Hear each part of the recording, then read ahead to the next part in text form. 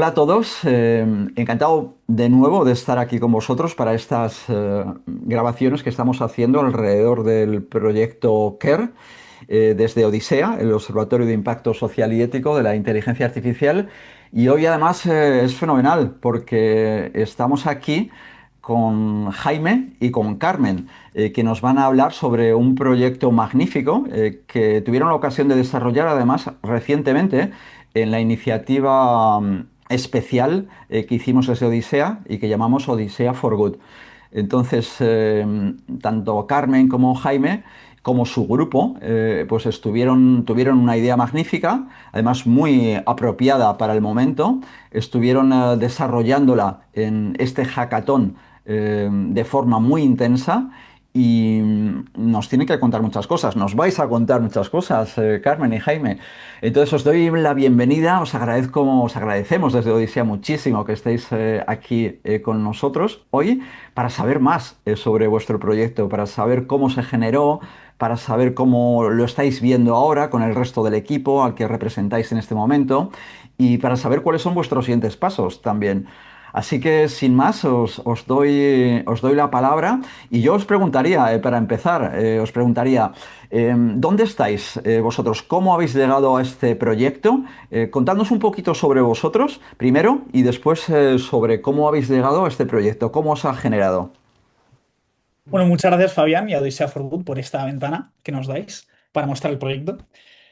Y nada, yo soy Jaime, ella es Carmen, y nada, pertenecemos a un grupo de la Escuela de Ingenieros Industriales de la Politécnica de Madrid, que bueno, que nos juntamos por azar, porque no sé, pues en clase se formaron grupos al azar y dio la maravillosa casualidad de que nos pusimos nosotros como grupo, pues personas que no nos conocíamos de nada, ¿no? Y todos ingenieros industriales y en el proceso de ser ingenieros industriales, en el caso de Carmen, en unos meses ya lo será, y yo esperemos que dentro de un año.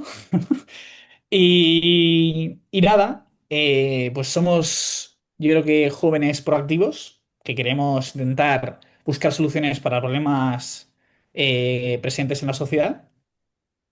Y nada, con ese afán y con el maravilloso reto que nos propuso aquí nuestro profesor Fabián, nos dispusimos a ello e intentamos pensar de qué manera la inteligencia artificial podía ayudar a algún grupo vulnerable, en algún caso a lo mejor conocido o interesante en el que la inteligencia artificial pudiera ayudar, ¿no? Y la verdad que tampoco tuvimos que pensar mucho porque, bueno, era febrero, si no me equivoco, y no hacía mucho de la Dana de Valencia, ¿no?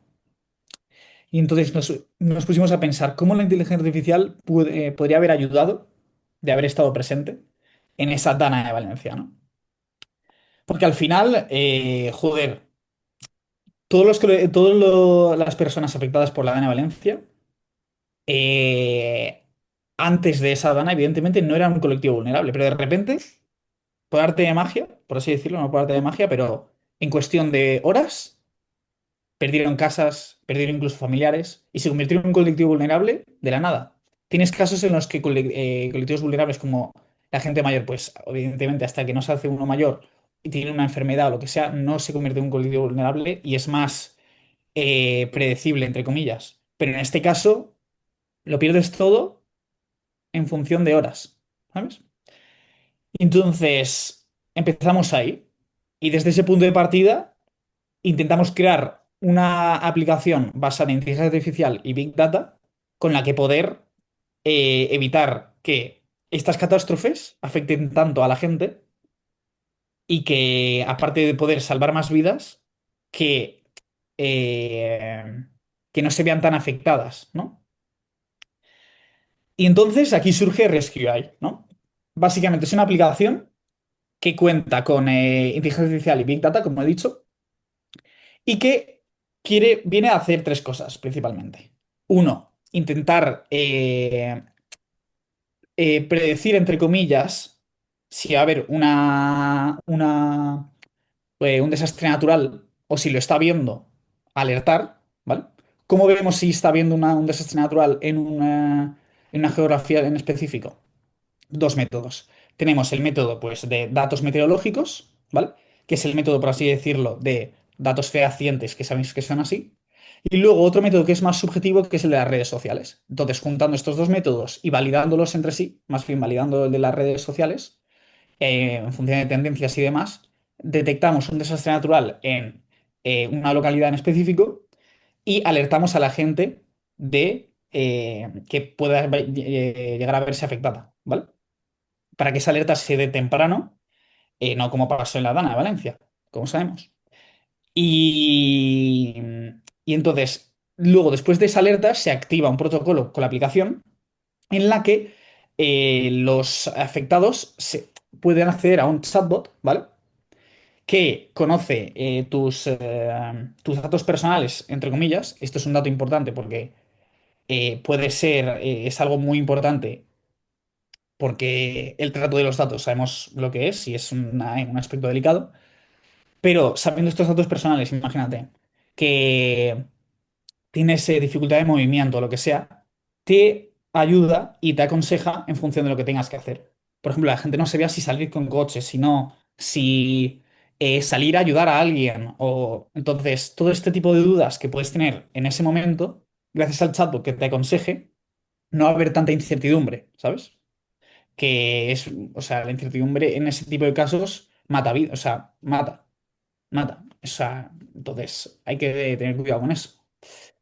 Entonces, con este chatbot, con un mapa en el caso, por ejemplo, que se ve detrás de Valencia, con un mapa de nivel, podemos ver hacia dónde va a ir el agua. Entonces, si estás en un sitio alto, puedes estar tranquilo, ¿sabes? Si puedes llegar a un sitio alto y la situación se da para ello, que el chatbot te diga de ir a esa localización o que haya sitios en específico en el mapa que te diga, vale, este es un sitio seguro, ¿vale? Porque yo qué sé, es del Estado y está hecho para que en caso de emergencias sirva para acoger a gente afectada. Eh, Oye, Jaime, fenomenal, pues nos estás contando ya todo el proyecto. Yo tenía alguna pregunta, pero ya estás avanzándonos alguna pregunta. Y después te voy a preguntar algo más sobre esto, porque me parece súper interesante todo lo que estás comentando. Em, pero yo, además, quería, antes de que siguieras justamente con la explicación, o que nos comentaras un poquito más, quería que me comentarais. ¿A quién os dirigís? Ya nos imaginamos, ¿no? Porque además hemos tenido ahora percances tremendos, ¿no? Como la Dana, ¿no? Y lo tenemos ahí todavía. Pero ¿a qué, quizá a lo mejor Carmen, o bueno, como queráis, a qué colectivos vulnerables os dirigís cuando habéis pensado en vuestra aplicación, en vuestro proyecto?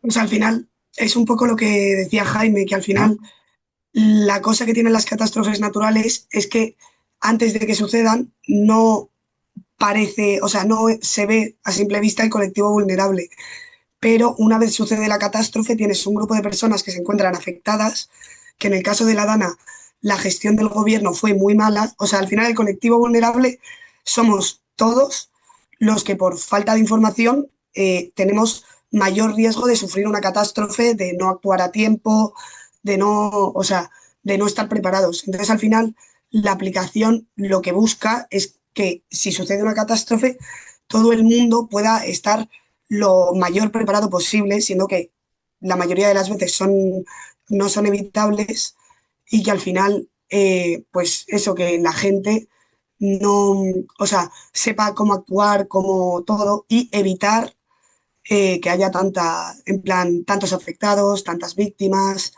eh, un poco eso. O Vale, sea, al final el vale. colectivo vulnerable somos, bueno, son todos aquellos que sufren una catástrofe. O sea, todos Realmente somos potenciales, sí, sí, Claro, Jaime. ¿sabes? Colectivos vulnerables en este caso. Incluso los colectivos vulnerables antes de la catástrofe son incluso más, van a ser más claro. vulnerables a estas cosas. Entonces, es un poco, o sea, asusta, ¿sabes? Asusta. Porque todos en cualquier momento de repente se nos puede ir la Es muy casa. interesante lo que comentáis porque realmente el colectivo está ahí. Es quiere decir que somos realmente todos los que podemos potencialmente estar afectados por una catástrofe de este tipo. O sea, ahí vemos nuestra gran vulnerabilidad que tenemos todos nosotros, ¿verdad? Entonces, no es un grupo que esté ya conformado, como podría ser, no sé, un grupo de personas pues con una discapacidad intelectual de cierto tipo, que está bien identificado y además que se sabe muy bien. Aquí no, aquí es algo que se conforma en un momento determinado, en el cual cualquiera de nosotros podría estar incluido en un momento determinado, por, no sé, un terremoto, un maremoto, en fin, un ciclón, en fin, muchísimas cosas que son inesperadas y que a veces pasan una vez en la vida y que realmente nos afecta de una forma tan brutal como estamos viendo, ¿no? O sea que es muy interesante como lo estáis comentando. Mm, claro, estamos hablando de inteligencia artificial, o sea que la IA de Rescue es de inteligencia artificial. Y claro, cuando hablamos de inteligencia artificial, lo que nos viene cuando hablamos de del proyecto CARE, en el que estamos ahora implicados, siempre pensamos en que si crea o destruye empleos, la empleabilidad famosa, ¿no? Y vosotros además, que os vais a emplear bien pronto, también, ¿tendréis más facilidad de emplearos o tendréis más dificultad de emplearos? Entonces yo no quiero dejar pasar la oportunidad para preguntaros a vosotros directamente. Entonces, seguramente que habéis hecho también la reflexión de decir, ostras, ¿nos está quitando el trabajo como ingenieros la inteligencia artificial? O más bien al contrario, quizá va a generar nuevos empleos también, va a quitar algunos, seguramente, pero posiblemente a lo mejor va a generar otros. ¿Cuál es vuestra intuición respecto de esto?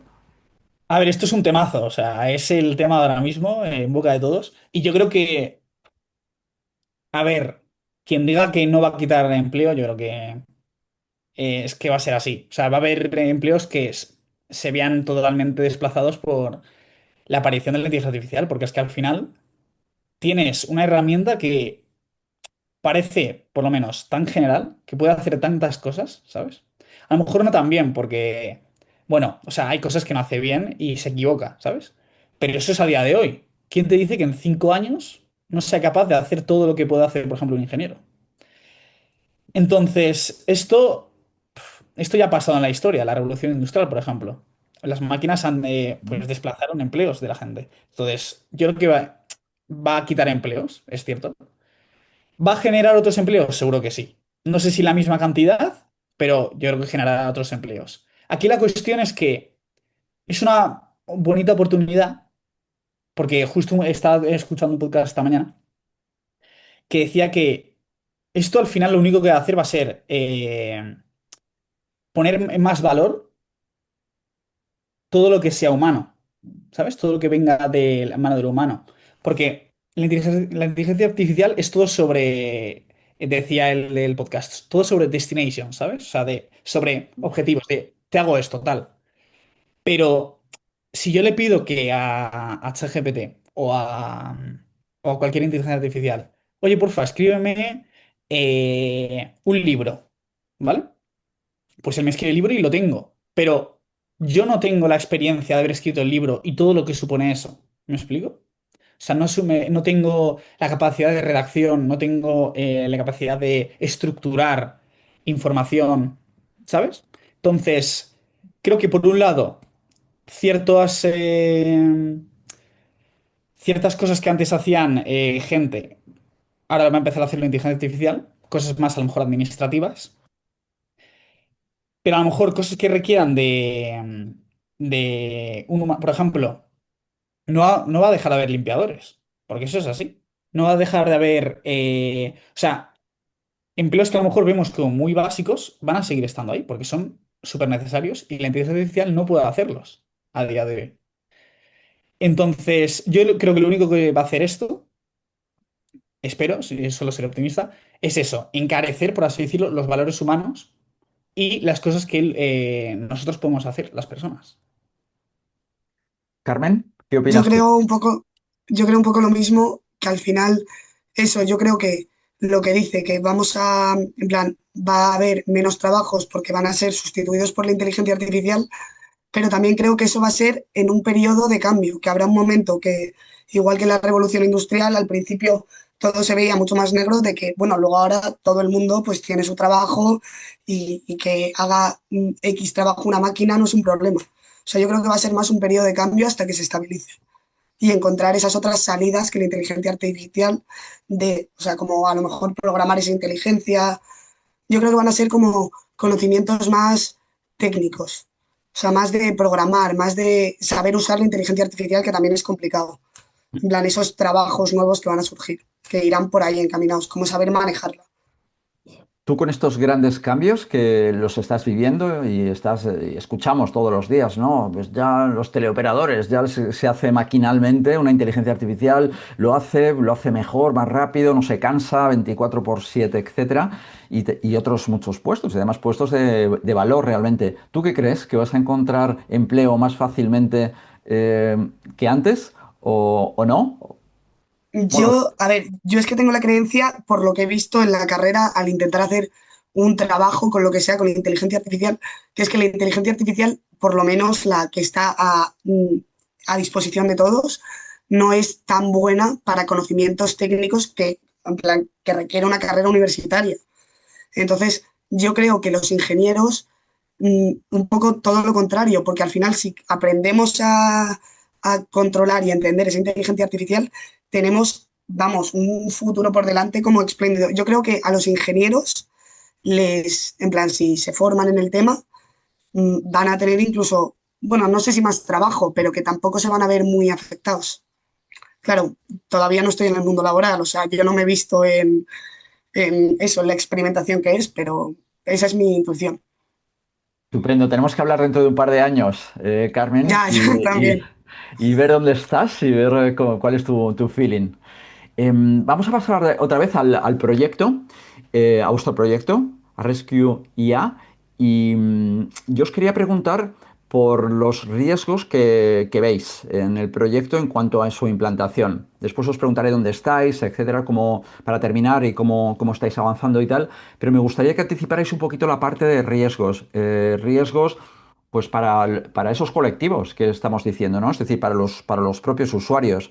Entonces, ¿habéis pensado en riesgos? Siempre hablamos, cuando hablamos de IA, estamos hablando de los riesgos, ¿eh? Que nos va a sobrepasar, que no, que hace las cosas bien, mal, que hace las cosas, etcétera.